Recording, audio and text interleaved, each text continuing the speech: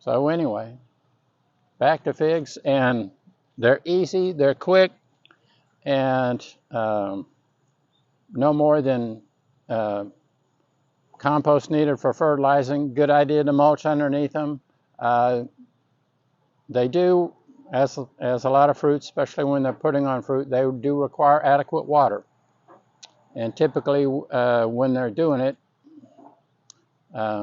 we're not getting much rain. So you'll have to augment the water. And I like them also just because even if they didn't fruit as a, that's a bonus, but just as a landscape element, you know, they get big, multi-branched, big, neat leaves. And if the worst were to happen, which, you know, we had a year ago a real bad freeze in February, you know, it could freeze them to the ground, some of them. And it happened to the one at my daughter's house. It had only been planted the previous April, came around to February, froze to the ground, and it bounced. And of course, after having planted it in April, it grew like mad, and then it got froze back to the ground. And then after that, it more than replaced itself by August of that year. So they're very vigorous, and I love what they do in the landscape. Okay. And let's see.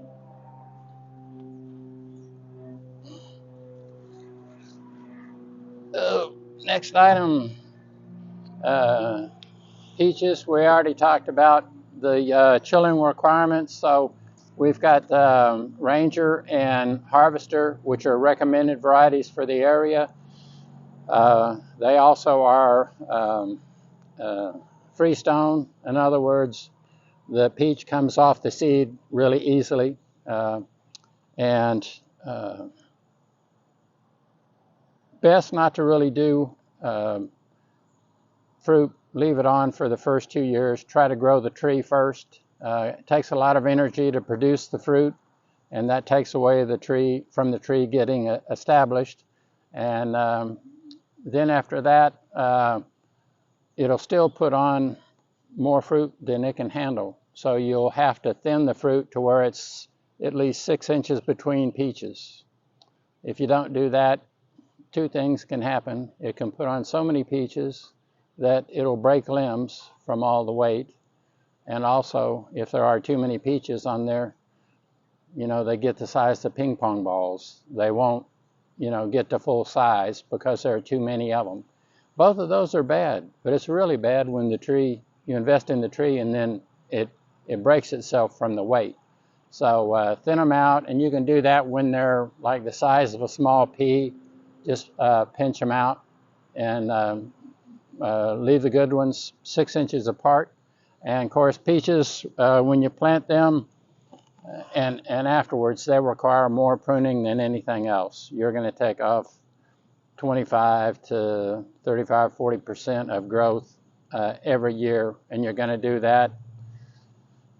It depends on how the winter goes, but probably mid-February would be the latest. It could be, you know, first of February. But when you prune it around that time of year, that the tree takes that as encouragement to get going. So you don't want to say, oh, I'm gonna be early. I'm gonna be super efficient, and you know, plant it in or prune it in December. It's like you don't want to encourage it to come out in December because we still have harsh winter to come, and that could start it too early. So early February at the earliest, and you're shooting for, if you've gone toward Wichita Falls, you know, during the peach season, and you see the peaches out there, they're maybe 10 feet tall, and they've got an open vase shape. You know, they're not like this, they're like that. And it makes it easier for them to prune them, which they have to do, easier to spray, easier to pick, and it makes the tree more productive. And peach trees don't they're one of the shorter lived. A pear tree can do decades and decades and decades. Peach trees are a shorter lived tree, so you're not shooting to grow a monster anyway. You're producing fruit. So what you're going to do is, and what you're shooting for is, when you prune them, you want to have 3 to 5 limbs coming out like the spokes on a wheel, going in different directions, all the way, to where you get that vase shape. So it can be harsh, but the typical thing recommended is, when you're first starting out and you have a little tree like this, is you go up about 30 inches and prune it, and that way you get these kind of things, limbs coming out in all directions, and you select 5 that you want to keep, and that's your basic starting structure of the tree.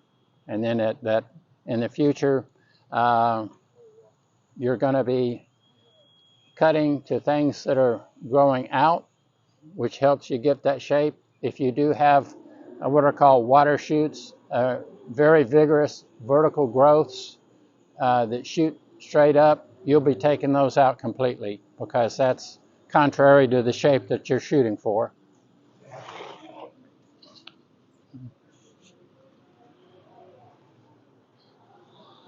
And years ago, when I moved to my house, there was a big peach tree in the backyard, and it did a good crop. And I tasted a peach tree ripe off the tree, and I realized I had never actually tasted a peach before.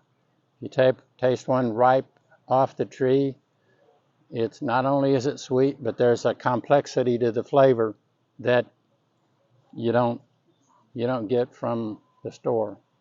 And I've mentioned this before, so if you've seen one of these, I'm going to mention it again. But I heard on a radio show, and there was a guy that he hailed from Costa Rica, and he said the same thing about bananas. He said very few Americans have ever actually tasted a banana, because they're harvested green and shipped.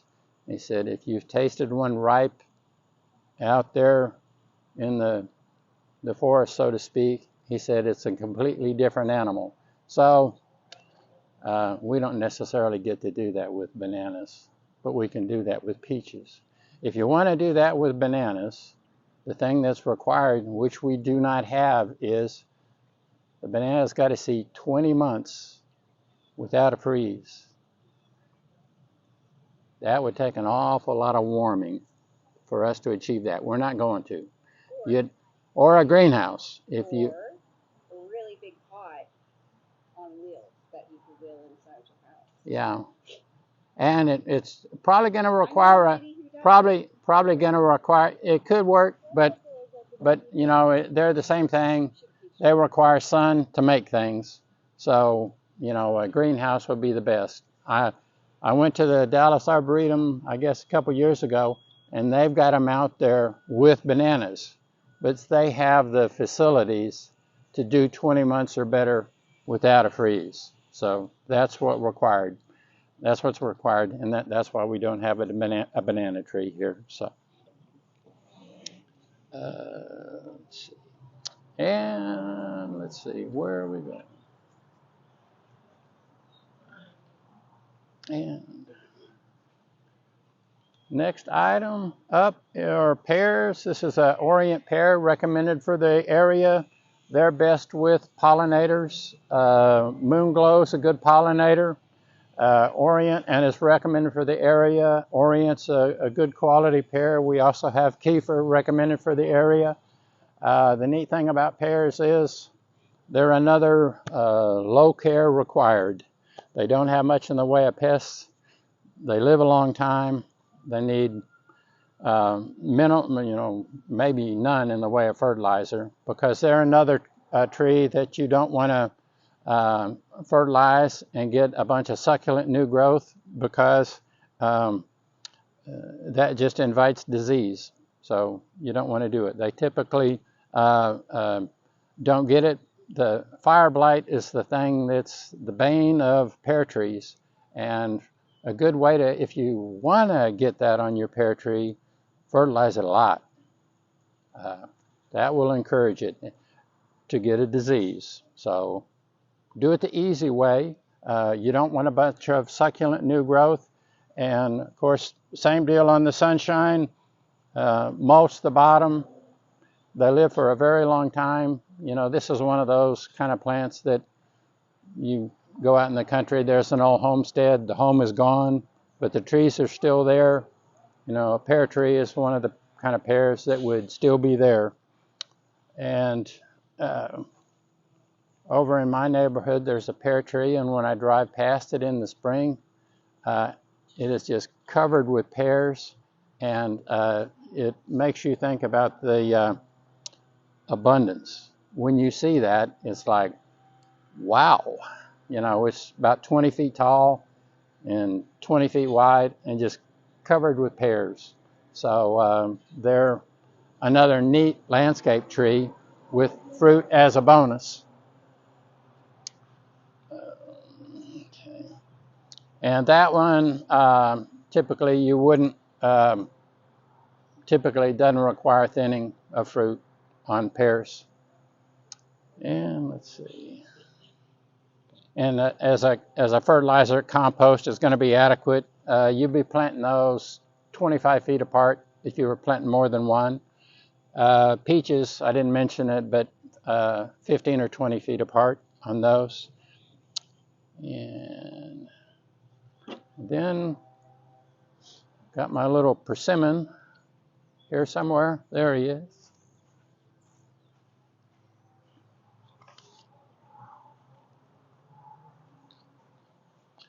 And speaking of the ornament and look of abundance, these guys have neat leaves. This is an Oriental variety, big leaves, and this is a fuyu, and it is, the neat thing about them is, nothing political or whatever, just, but anyway, they are, a lot of persimmons are astringent until really ripe. In other words, you bite into it, you are going to pucker for a week. Fuyu is not that way. So it's very popular because of that. Very ornamental. The fruit will ripen in the fall. In fact, just the other day, I noticed one where I hadn't before. I'd driven past it, and it had persimmons on it this big. It had already colored up. Still had all its foliage, but they will, you can leave the fruit on it, you know, into the early winter. Leaves will be gone, and it's got fruit hanging all over it. Big and orange and highly ornamental.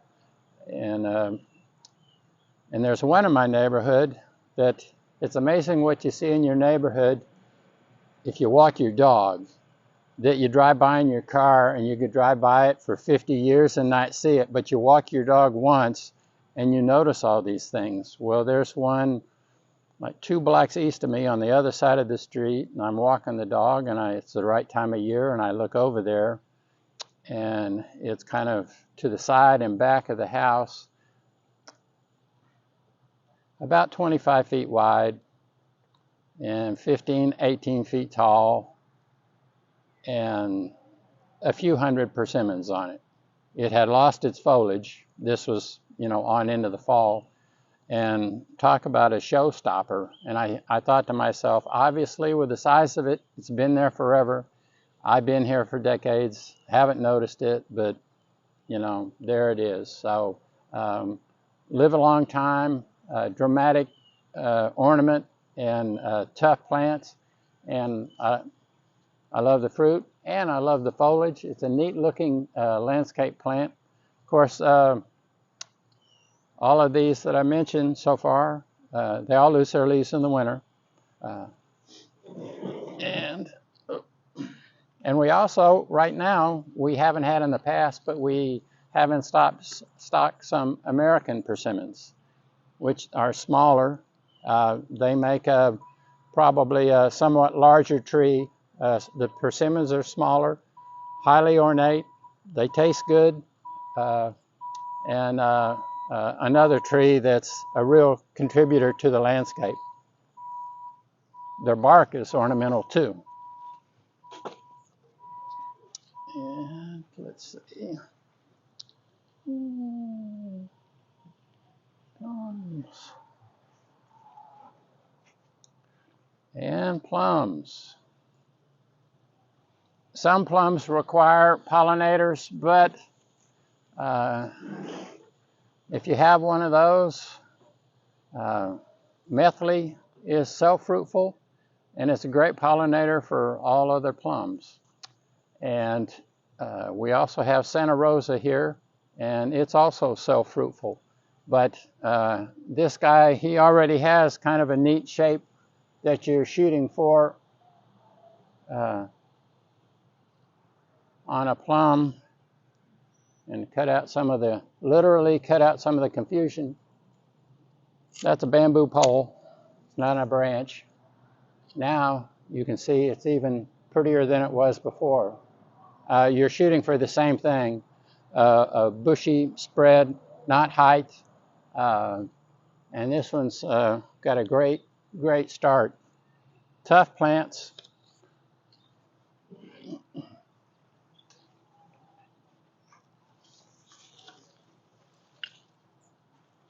Let's see. Years ago, we had one in the house we were living at. It was already there. It was kind of like inherited, like my peach tree was. Put on plums, thousands it seems like, because I was a kid, the 12-year-old that got to pick them. But my mother made plum preserves, and I think we ate those for the next 5 years. And let's see. And here we go.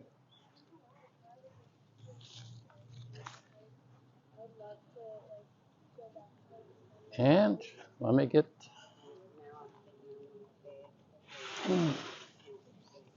Oh.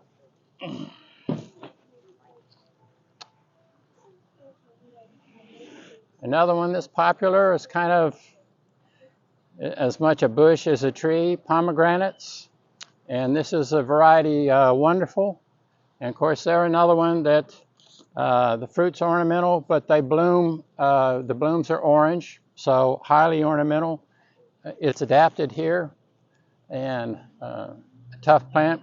Just put it in 8-hour plus of sun, and it's basically a pest-free kind of tree too. You're not going to have to spray it, and compost is probably adequate fertilizing for it. Just mulch the bottom and use the compost in the late winter, early spring.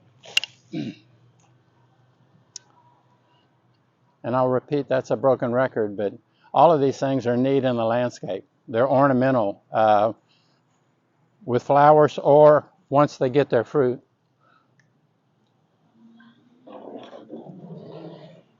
Here's our pipsqueak edition for the show. If you want to start out small, we can do that. This is an olive, and it's the Arbequina olive, which is the most planted olive in the state of Texas. For olives, it's cold hardy. Of course, commercially, the commercial olives are going to be planted in the southern half of the state, because if you're going to invest that much money, it's a little risky to do that in the northern half. But if you're planting one, you don't have hundreds of thousands of dollars or millions at risk. And we had some years ago, and they tore the place down, but over on 377, anybody remember O.C. Burger? It had like 5 of them out on their patio, and they were there for years and years and years. So Zone 8, which is what we are, typical winter temperature 10 to 20 degrees. So, and I did have a customer in recently that had some that in our big freeze, they the ones I had didn't make it and died to the ground, but kind of did like my figs did, grew back gangbusters. So, and of course, the thing about the freeze that we had, the one previous to that was 37 years before. So that's not something that's it may not happen again for a lifetime. We don't know, but it's not something that's a frequent kind of a thing. But we've had figs, which had figs, and now I got this little guy's big brother. And this is the physical fitness part of the program. A demonstration of how much I'm not, but anyway. I mean, you made it farther than I could have. Yeah, there you go. And here we are. We have olives. And see, dark ones are ripe, and the others coming on. And when got some more over here and up there. The first time we had these, I think, was like 6 or 7 years ago. This is a 15-gallon container. We had them, I think, in 7-gallon containers. So we got 10 of them. And we had a couple of them that stayed into the summer. And even in that size, they had quite a few olives on them. So, and of course, a neat look. Of course, you could do them in a pot too if you wanted. They wouldn't get as big, but they're still neat, ornate looking kind of little tree for a pot. It'd be hardier in the ground, but and the olives are, and I put this to the test years ago when we had those 7 gallons, and they put on olives and they ripened. And I'm not going to do it again. These are pretty close to ripe here. The black ones, they're for oil. I tried it as a fresh eating olive. They are not. So great for oil, but not for eating fresh. And a neat looking tree.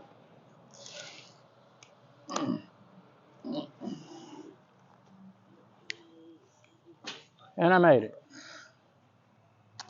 And let's see. And so, peaches, figs, blueberry, blackberry. Yeah. Did I miss anything? Lemon slime? Oh, of course. Thank you. Oh, I wanted to know if it's I knew there was something. That's why I set it on the table, because if it was not about to bite me, it could miss the show. But citrus here is typically a container plant, because typically every winter, at the very least, we would have cold enough temperatures to do it real harm, if not kill it. So do it in a container. But on the flip side of that, the number of days or nights that we have that are threatening are typically few. So there are, weeks at a time, even in the winter, where if it's kind of in a sheltered spot, a microclimate that stays warmer and gets sun, it would like it outside. It's not like if it hits 32 that, that can blow that, but, when it starts getting under 20, then you're going to start getting damage. So, but anyway, full sun, and move it up into a container as you go. Don't go from this to, a monster. You go from this to like a 16-inch pot, 16-inch, maybe the same depth, maybe a little deeper, and then as it grows, go up. I've seen them with relatively small pots with a whole lot of fruit on them. So we've got Meyer lemon and dwarf Meyer. I think we've got, we may have one kind of orange over there, and we've got Mexican limes. So, And they, one of the neat thing about the, and they ripen in the fall, early winter. And one of the neat things about Meyer lemon, which to me is a real neat perk, is that all these other fruit trees, they'll bloom and they set fruit, and that's it for the bloom. Whereas a Meyer lemon, it can have fruit on it and it will continue to bloom, which, you know, the blooms are fragrant and look neat. So it's kind of a neat thing to, it's doing everything at once, you know, ripening and growing fruit and also blooming at the same time. So a neat feature. And of course, that's another one that 8 hours plus of sun can take it all day. And you can use, we've got a citrus and fruit tree fertilizer that you could use on them. And a pretty easy plant, not a whole lot in the way of pests. And of course, the other thing that helps is it's not really that big, so you can keep a close eye on the whole thing. So if they could get aphids or mealybugs, but most things are not, they're not really a threat. It's just kind of a little maintenance thing. Keep an eye on them, and they're easy to take care of. And I